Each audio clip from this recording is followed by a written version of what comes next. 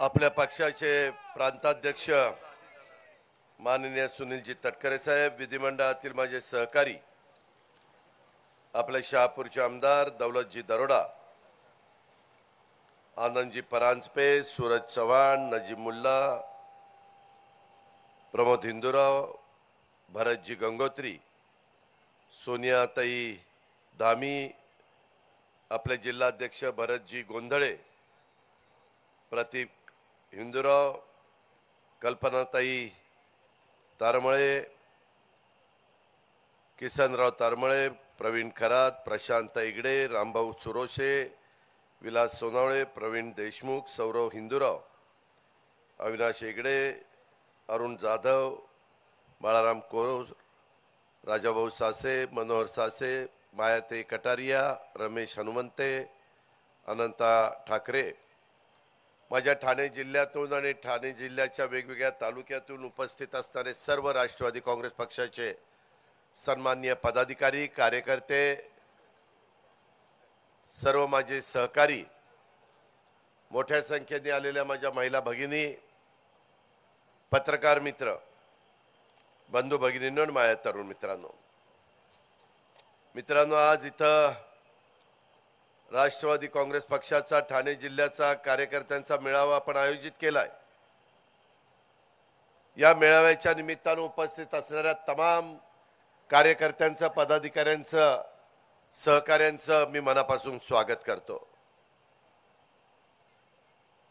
August क्रांतीच्या शुभमुहूर्तावर Thane शहरामध्ये आपण राष्ट्रवादी काँग्रेस पक्षाच्या मध्यवर्ती कार्यालयाचं उद्घाटन केलं आणि तेव्हापासून अनेक कार्यकर्ते ठाणे शहरामध्ये, ठाणे ग्रामीण भागामध्ये जोडले जात आहेत। आज पण काहींचा प्रवेश आहे, परंतु थोडासा आम्हाला उशीर झाला, त्याबद्दल मी दिलगिरी व्यक्त करतो। माझं भाषण झाल्यानंतर त्या सगळ्यांनाच मानाने सन्मानाने राष्ट्रवादी काँग्रेस पक्षामध्ये आम्ही प्रवेश देणार आहोत। मित्रांनो, त्या ज्यांचा प्रवेश होणार आहे त्यांचंही मी मनपूर्वक स्वागत करतो आणि भरतजींना, कल्पनाताईंना, बाकीच्या काम करणाऱ्या माझ्या सहकाऱ्यांना मी सांगतो, आपल्याला बेरजेचं राजकारण करायचं आहे। त्यांना आपल्या पक्षामध्ये घेतल्यानंतर त्यांचा मान सन्मान ठेवणं आणि मूळ पक्षामध्ये आपल्या पहिल्यापासून काम करणारा जो कार्यकर्ता आहे, जो वडीलधारी आहे, जो आपला सहकारी आहे, त्यालाही कुठेही अंतर पडून न देणं, अशा प्रकारचं आपल्याला वागणूक द्यावी लागणार आहे। ठाणे जिल्हा तसा महाराष्ट्रातला सगळ्यात मोठा जिल्हा, जवळपास 6 महानगरपालिका माझ्या ठाणे जिल्ह्यामध्ये येतात आणि त्याच्यामुळं फार मोठी लोकसंख्या ह्या ठाणे जिल्ह्यामध्ये राहते। पूर्वी तर 24 आमदार असायचे, 4 खासदार असायचे। पालघर वेगळा झाल्यामुळं आता ती संख्या 18वर आलेली आहे आणि 3 खासदारांचा आता हा जिल्हा राहिलेला आहे। कल्याण, डोंबिवली, उल्हासनगर, भिवंडी, निजामपूर, मीरा भाईंदर, नवी मुंबई, ठाणे अशी महत्त्वाची शहरं म्हटल्यानंतर अनेक प्रश्न असतात। मला आठवतंय 1999 ला राष्ट्रवादी काँग्रेस पक्षाची स्थापना झाली, त्यावेळेस ठाणे जिल्ह्याने खूप चांगली साथ ही पक्षाला दिली। आज मला स्वर्गीय दशरथराव तिवरे यांची प्रकर्षाने आठवण येते। मी त्यांना भावपूर्ण श्रद्धांजली अर्पण करतो, परंतु त्यांनी पण त्यांच्या हयातीत शेवटच्या काही दिवसाचा अपवाद वगळता त्याच्यात पण त्यांच्या मनामध्ये खंत होती। दौलतला पण माहिती आहे, माझ्याकडे येऊन त्यांनी बोलून दाखवली आणि पुन्हा दादा मला तुमच्याबरोबर काम करायचं आहे, मला पूर्ण जिल्ह्यामध्ये काम करायचं आहे। तब्येत साथ देत नव्हती तरी उत्साह काही त्यांचा कमी होत नव्हता, परंतु काळाच्या मध्ये आपलं काही चालत नाही। काळ आल्यानंतर प्रत्येकाला जावं लागतं आणि त्या पद्धतीनं एक अतिशय चांगला आपला सहकारी आपल्याला सोडून गेला, त्यांना मी भावपूर्ण श्रद्धांजली पुन्हा एकदा अर्पण करतो। मित्रांनो, भारतात ठाणे जिल्ह्याचं एक वेगळं आगळं महत्त्व आहे। सगळ्यात जास्त लोकसंख्या असणारा जिल्हा, हा जिल्ह्याचं नाव जरी ठाणे ग्रामीण असलं तरी या जिल्ह्यामध्ये शहरी भाग मोठा आहे। प्रश्न अनेक आहेत, नागरीकरण होत आहे, वेगवेगळी गावं ग्रामपंचायती असल्या तरी त्यांची लोकसंख्या नगरपंचायत नगर परिषदेच्या पुढे गेलेली आहे। काही काही ठिकाणी आजूबाजूच्या महानगरपालिकेमध्ये जवळचा परिसर घेणं गरजेचं आहे, परंतु स्थानिकांचा विरोध असतो। लोकशाही मानणारे आम्ही कार्यकर्ते आहोत। अशा प्रकारचे निर्णय घेत असताना बहुसंख्य जनतेचं काय मत आहे ते बघून आम्ही त्याच्यामध्ये निर्णय घेण्याचा प्रयत्न करत असतो। परंतु माझं जे गेले 32 वर्षाचं अनुभव आहे त्याच्यात मी सांगतो, मी पण ज्या पुणे जिल्ह्याचं, तुमचा जिल्हा नंतर 2 नंबरचा जिल्हा कुठला आहे तर तो पुणे जिल्हा आहे। माझ्यातून देखील मोठ्या प्रमाणावर आमदार निवडून जाण्याचं काम त्या ठिकाणी केलं जातं आणि 21 आता आमदार माझ्या जिल्ह्यातनं जातात। तुमच्या जिल्ह्यातनं 18 आमदार जातात, तुमच्या जिल्ह्यातनं 3 खासदार जातात, माझ्या जिल्ह्यातनं 3.5 खासदार जातात। त्याच्यामुळे आता 1 नंबरला पुणे जिल्हा गेलेला आहे। ठीक आहे, तिथेही वेगवेगळ्या प्रकारच्या मागण्या आहेत, तिथं मी त्यावेळेस असताना काय बोलायचं ते बोलीन। परंतु आता आज देशापुढे काय प्रश्न आहे, आज राज्यापुढे काय प्रश्न आहे, वाचाळवीरांची संख्या कशी वाढलेली आहे। काही काही जण विकासाचं बोलायच्या ऐवजी नको तेच चर्चा करतायत। सध्या आरक्षणाचा मुद्दा आहे, तो मुद्दा सोडवण्याच्या करता एकनाथराव शिंदे, देवेंद्र फडणवीस, मी आणि आमचे सगळे मंत्रिमंडळातले सहकारी प्रयत्नशील आहेत। मराठा समाजाला आरक्षण मिळालं पाहिजे, दुमत कुणाचंच नाही। परंतु आज 62% आरक्षण, 52% SC ST OBC आणि NT आणि 10% इकॉनॉमी विकर सेक्शन EWS यांना 62% आरक्षण मिळाले। ते आरक्षण सोडून जे इतर आरक्षण राहतं त्याच्यामध्ये त्या ठिकाणी सामावून घ्या, कुणाचाही विरोध असायचं काही कारण नाही। परंतु काही जण टोकाचं बोलताय, मुंबई मध्ये येण्याची भाषा करतायत। मित्रांनो, बाबासाहेब आंबेडकरांनी दिलेलं संविधान 75 वर्ष देशाला झाली। आज देखील त्या संविधानाचा आदर आणि आज देखील बाबासाहेबांनी दिलेली घटना, त्या घटनेच्या जे काही आदेश आहेत, घटनेमध्ये जे काही सांगितलेलं आहे त्याचा आदर करून आपण पुढे जातोय। जर कायदा हातात घ्यायचा प्रयत्न कोणी केला तर त्याचा मुलायजा ठेवायचा नाही। कायद्यापेक्षा कोणी श्रेष्ठ नाही, ही पण गोष्ट आपण लक्षात घ्या। वेगवेगळे लोक वेगवेगळे आरक्षण मागतायत। धनगर समाज आरक्षण मागतोय, परंतु आदिवासी समाजाची पण मागणी आहे की आमच्या आरक्षणाला धक्का लागता कामा नये। शेड्यूल कास्ट समाजामध्ये अनेक सहकारी माझे त्याच्यामध्ये मोडतात आणि या सगळ्या वंचित, दुर्बल, जे मागासलेले राहिलेले आहेत त्या समाजाला पण इतरांच्या बरोबरीने आपल्याला आणायचं आहे। आज ठाणे जिल्ह्यामध्ये आदिवासी समाज पण राहतो, जंगली भाग आहे, फॉरेस्ट आहे, आपल्याला पाण्याचा पण प्रश्न आहे। मागे जलसंपदा खात्याचा मंत्री असताना आपल्या इथलं 12 असेल, इतर जे वेगवेगळ्या प्रकारची धरणं असतील त्या धरणाला गती देण्याचं काम, त्याची उंची वाढवण्याचं काम आपण त्या काळामध्ये केलं। हे सगळं करत असताना माझ्या एक गोष्ट लक्षात आली, सातत्याने आमचे कार्यकर्ते, आमचे पदाधिकारी, मग भरतजी असतील, कल्पनाताई असतील, आमचा दौलत असेल, हे सगळे जण मागणी करत असतात की दादा वाहतुकीची कोंडी सुटली पाहिजे। ती वाहतुकीची कोंडी सोडवण्याच्या करता मी सातत्याने बैठका घेतोय। त्याच्यामध्ये कोपरी ते पोटणी खाडी पूल तिथं 6 पदरी आपण करतोय। गायमुख ते भिवंडी दरम्यान 3 खाडी पूल आपण करतोय। ठाणे कोस्टल रोड भाग 2 गायमुख ते फाउंटन हॉटेल तो रस्ता आपण करतोय। खारेगाव ते कोपरी 7.5 किलोमीटर लांबीचा रस्ता आपण करतोय। मुरबे ते सातपाडी पालघर खाडीवर नवीन पुलाची बांधणी आपण करतोय। शिळफाटा ते मानकोली रस्त्याचं कॉन्क्रिटीकरण आपण करतोय। उल्हास नदीवर खाडी पूल, देसाई खाडीवर पूल, दिवा पूर्व आणि पश्चिम जोडणीसाठी उड्डाण पूल, कल्याण ते मानकोली बापगाव गांधारी खाडीवरील 2 पदरी पुलाचं चौपदरीकरणाचं काम, गांधारी पूल ते राष्ट्रीय महामार्गाचा चौपदरीकरण काँक्रिटीकरणाचं काम, ठाण्यातील दहिसर ते महापे नवीन बोगदा, नवी मुंबई कल्याण अंबरनाथ कुळगाव बदलापूर आणि पडगा यांना जोडणारा महानगरातील प्रादेशिक मार्ग, माझा दहिसर ते मुरबाड रस्ता, टिटवाळा ते बदलापूर रस्त्याचं रुंदीकरण काँक्रिटीकरण, वसई ते पालघर नारिंगी खाडीवरील दुपदरी पूल, हे काम आपण मगाशी माझ्या आधी बोलताना काहींनी सांगितलं MMRDA च्या माध्यमातून, रस्ते विकास महामंडळाच्या माध्यमातून, PWDच्या माध्यमातून, नॅशनल हायवेच्या माध्यमातून, अशा वेगवेगळ्या डिपार्टमेंटमधनं ही कामं करण्याचा आपला प्रयत्न आहे. का तर प्रचंड लोकसंख्या वाढलेली आहे. कचऱ्याची विल्हेवाट, मी आज सकाळपासून माझ्या गाडीत नजीमुल्ला, आनंद परांजपे, सुनील तटकरे, प्रमोद हिंदूराव ही जण बसले. त्याच्यामध्ये मी सातत्याने सांगतोय की बऱ्याचशा गावामध्ये कचऱ्याची विल्हेवाट लावण्याची ताकद देखील राहिलेली नाहीये. सरपंच काही भेटले, काही सदस्य भेटले. मित्रांनो, ह्या समस्या सोडवण्याच्या करता राज्य सरकार पाठीशी असावं लागतं.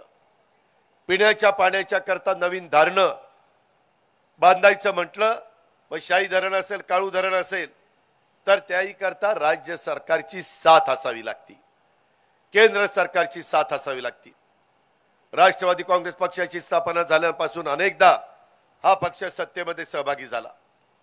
मधल्या काळामध्ये दौलत दरोडा, मी, तटकरे साहेब, भुजबळ साहेब, त्याच्यामध्ये अनेक सहकारी, धनंजय मुंडे, बाबा अत्राम, संजय बनसोडे, आदिती तटकरे, कितीतरी, अनिल भाईदास पाटील, हसन मुश्रीफ, कितीतरी मंत्र्यांची नावं घेता येतील, प्रफुल्ल पटेल, रामराजे नाईक निंबाळकर. आम्ही सगळ्यांनी ठरवलं की आपल्याला जर प्रश्न सोडवायचे म्हटलं तर सत्तेमध्ये आपण गेलं पाहिजे. आज देश पातळीवर नरेंद्र मोदी साहेबांच्या सारखं दुसरं नेतृत्व नाही. आज जगामध्ये भारताची मान शान वाढवण्याचं काम, भारताला प्रतिष्ठा मिळवून देण्याचं काम ह्या नरेंद्र मोदींच्या दूरदृष्टीतनं झालेलं आहे. गेल्या 9.5 पावणे 10 वर्षात अनेक नॅशनल हायवे, अनेक वेगवेगळ्या प्रकारची बंदरं, त्याला पोर्ट आपण म्हणतो, जलवाहतूक, विमान वाहतूक, रस्ते वाहतूक, सगळ्या प्रकारच्या वाहतुकीला गती देण्याचं काम. मधल्या काळामध्ये तर जग अचंबित झालं. चंद्रयान आपलं चंद्रावर पोहोचलं, सगळ्यांनी कौतुक केलं. साधी सुधी गोष्ट नव्हती, परंतु भारत देश आज पुढे आगेकूच करतोय. त्याच्यातून मोठी मोठी इंडस्ट्री कशी येईल, गुंतवणूक कशी होईल, माझ्या तरुणींच्या हाताला काम कसं मिळेल. आज मित्रांनो 80 कोटी जनतेला देशातल्या मोफत अन्नधान्य आपलं सरकार देत आहे, मोदी साहेब देत आहेत. का देत आहेत की माझ्या भारतातला एक देखील व्यक्ती उपाशीपोटी झोपता कामा नये, अशा प्रकारचा संकल्प आज केंद्र सरकारने घेतलेला आहे. प्रत्येकाला घर देण्याचा, ज्याला घर नाही अशांना घर देण्याचा प्रचंड मोठा कार्यक्रम घरकुल योजनेचा हातामध्ये घेतलेला आहे. तरुणांना, सगळ्यांना नोकऱ्या आपण देऊ शकत नाही. काहींना नोकऱ्या आणि काहींना स्वतःच्या पायावर उभं राहण्याच्या करता बँकेचं वाजवी दरामध्ये कर्ज आणि त्याला फार जामीन वगैरेची अडचणी येता कामा नये, अशा प्रकारचा निर्णय त्या ठिकाणी घेतला गेलेला आहे. अशा अनेक गोष्टी, शेतकऱ्याला त्याला 6,000 रुपये वर्षाला मिळतील, आणि आम्ही एकनाथराव शिंदे, देवेंद्र फडणवीस, आम्ही सगळ्यांनी आणखीन त्याच्यात 6,000ची भर टाकली. 12,000 रुपये शेतकऱ्यांना वर्षाला त्यांच्या अकाउंटला जमा होतात. शेतकऱ्याला त्यांच्या मालाला चांगला दर देण्याचा तर प्रयत्न आम्ही करतोच. त्यांचा भाजीपाला, फळं ह्यांना कसा बाजारपेठ मिळेल हा प्रयत्न आमचा चाललेला आहे. आत्ताच इथे येण्याच्या आधी कल्याण डोंबिवलीची मार्केट कमिटीच्या बद्दल प्रमोद हिंदूरावनी मला शिष्टमंडळ भेटवलं आणि त्याच्यातनं पण काही अडचणी आहेत त्या आपण सोडवतोय.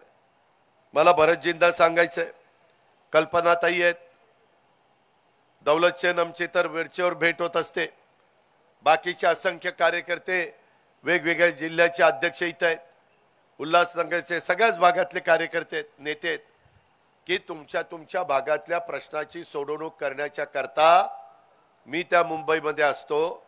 आठवड्यातले 3-4 दिवस सार्वजनिक काम घेऊन केव्हाही हक्काने या.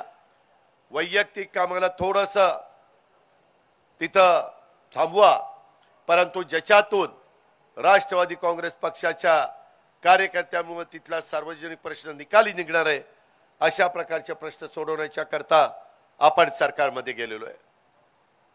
लोकांच्या अडचणी सोडवण्याच्या करता आपण सरकारमध्ये गेलेलो आहे. बहुजन समाजाच्या कल्याणाकरता आपण सरकारमध्ये गेलेलो आहे.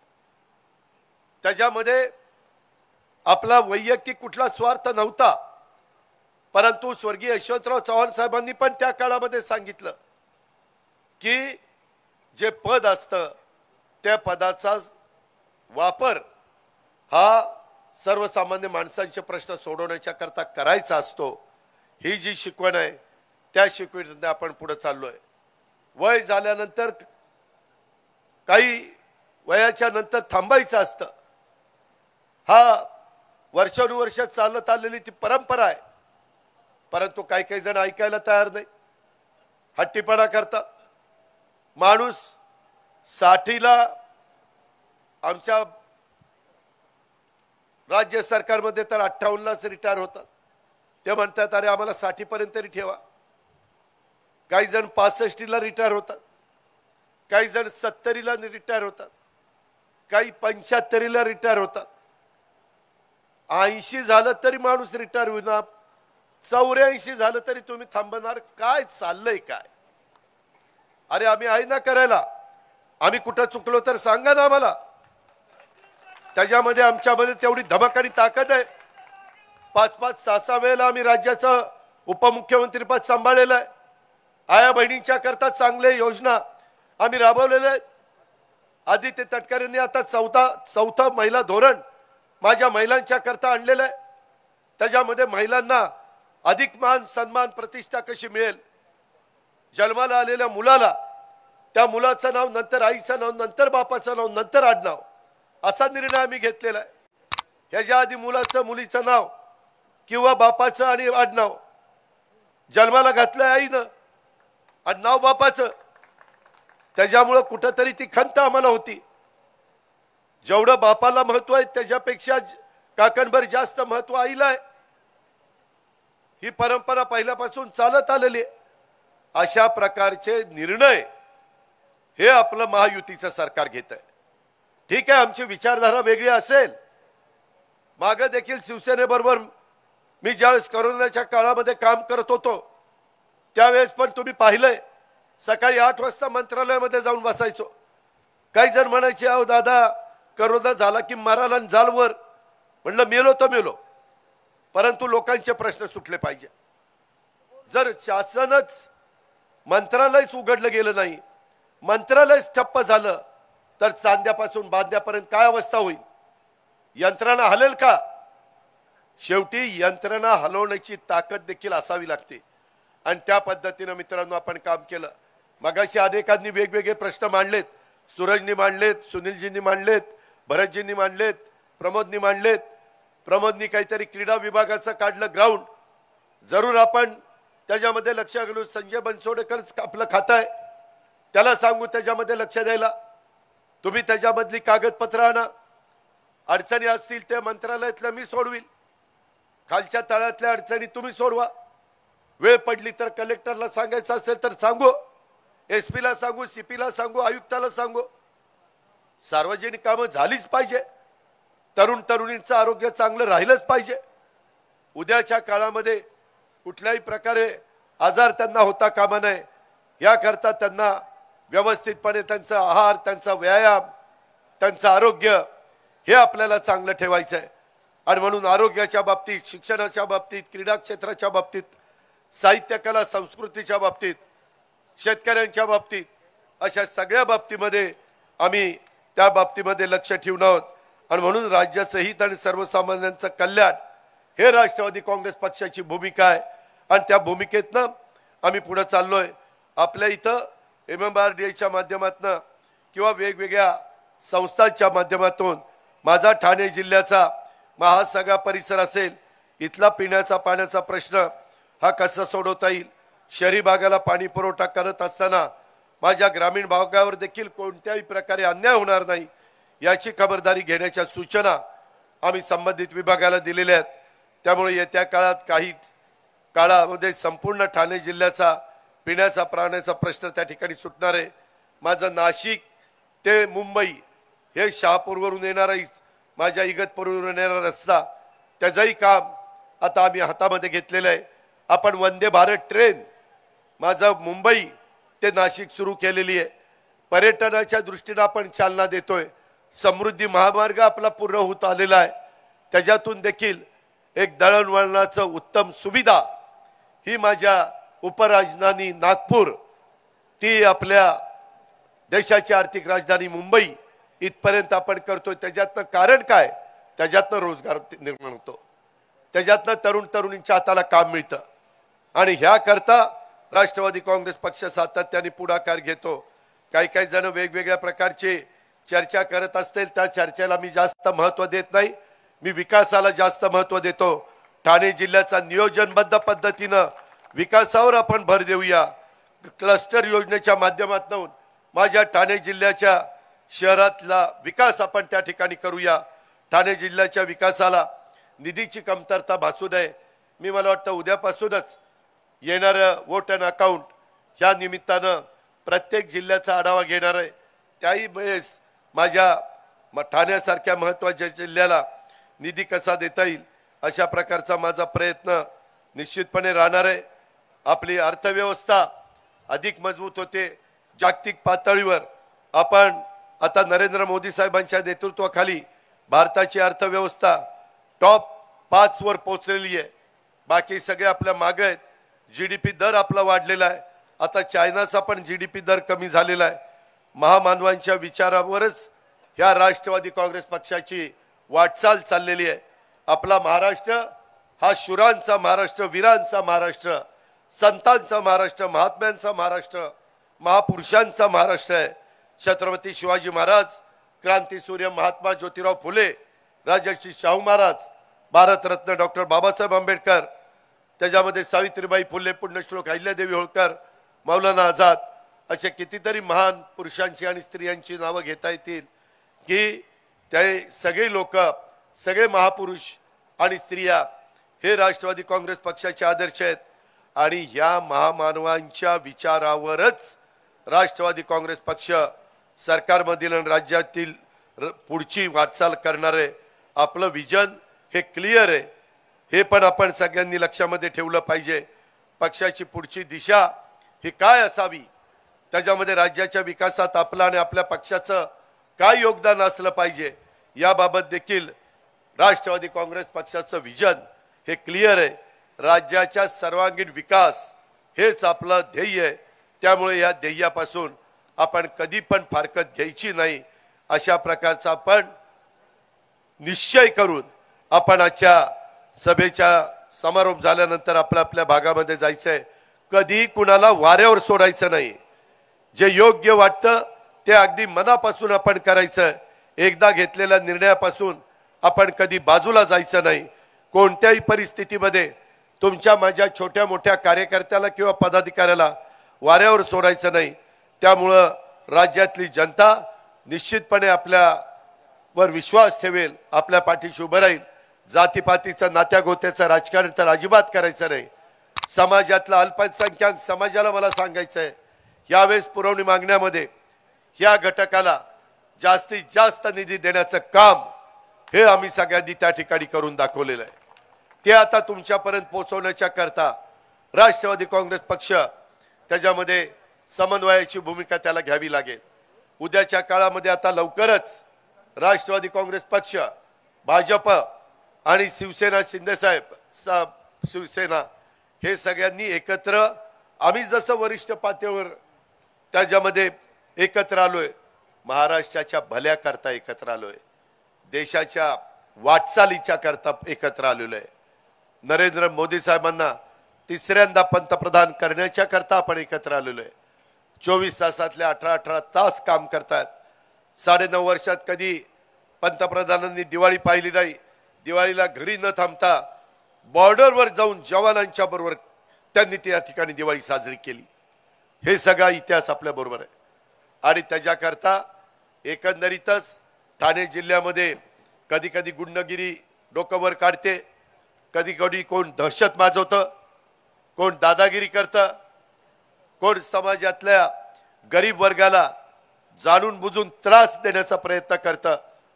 तशा प्रकारच्या घटना होता कामा नये म्हणून आमच्या पोलीस दलाने पण डोळ्यात तेल घालून सर्वसामान्य माणसाचं संरक्षण केलं पाहिजे अशा प्रकारचे आदेश देखील मी उपमुख्यमंत्री या नात्याने देतो।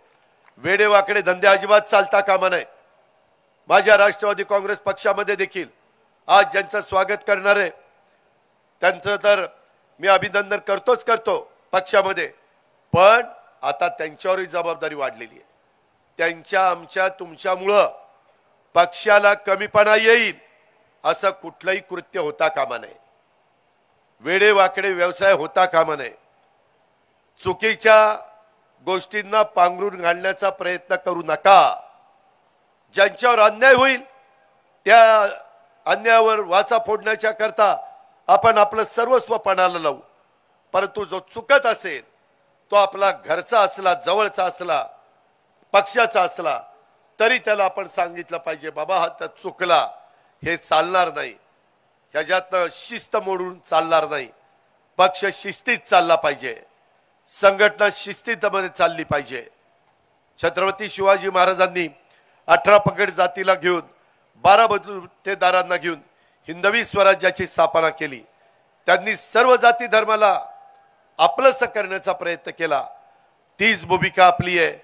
उद्याच्या 22 तारखेला प्रभू रामचंद्राचं मोठं मंदिर हे अयोध्येला त्या बाबतीमध्ये होत आहे, त्याचा मोठा कार्यक्रम होणार आहे। सगळ्यांनी सर्व जाती धर्माचे जी श्रद्धास्थान आहे त्याचा आदर केला पाहिजे। 25 डिसेंबरला आपण ख्रिश्चन समाजाचा बद्दलचा ख्रिसमसचा आदर केला पाहिजे।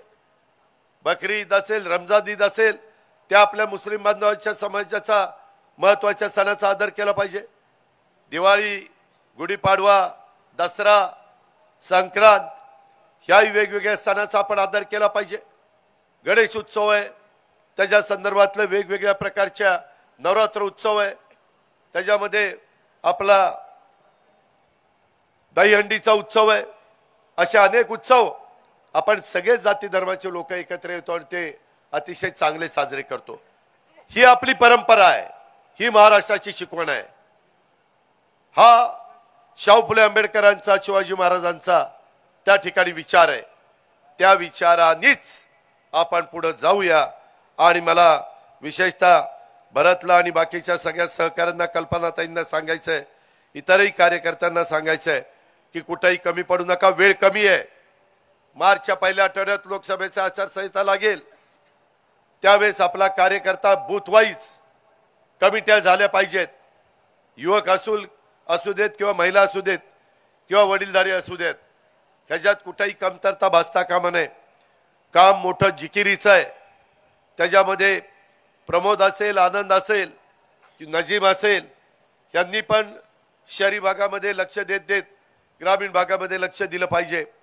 आणि आमचा पांडुरंग असेल, भरत असेल किंवा कल्पनाताई असतील, बाकीचे सगळे माझे सहकारी असतील, मग त्याच्यामध्ये राजाभाऊ, बाळाराम, प्रशांत, मनोहर, प्रवीण, आशिष ह्या सगळ्यांनी पहिलं हे काम करायचंय आणि त्याच्यातनं जास्तीत जास्त खासदार आपल्याला उद्याच्या लोकसभेच्या निवडणुकीच्या निमित्तानं देशाचे तिसऱ्यांदा पंतप्रधान नरेंद्र मोदी साहेबांना करण्याच्या करता त्यांना तिथं आपल्याला निवडून पाठवायचं आहे।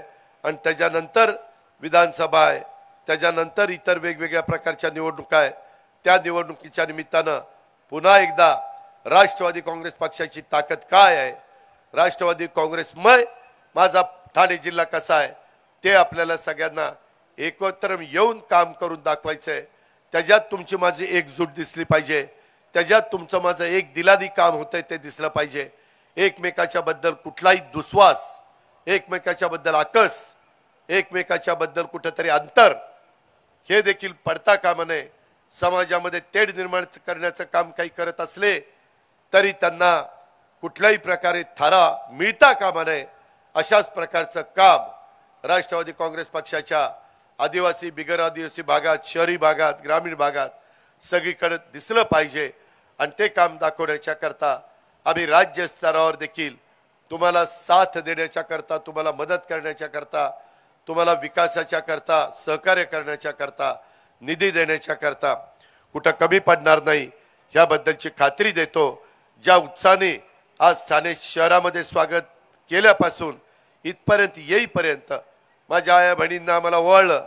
मोठमोठ्या पद्धतीचे हार असतील, त्याच्यामध्ये फुलं आमचे वर उधळण्याचं काम केलं असेल, त्याबद्दल सगळ्यांना धन्यवाद देतो. परंतु सर्वसामान्य माणूस हा आपल्याला विसरता कामा नये.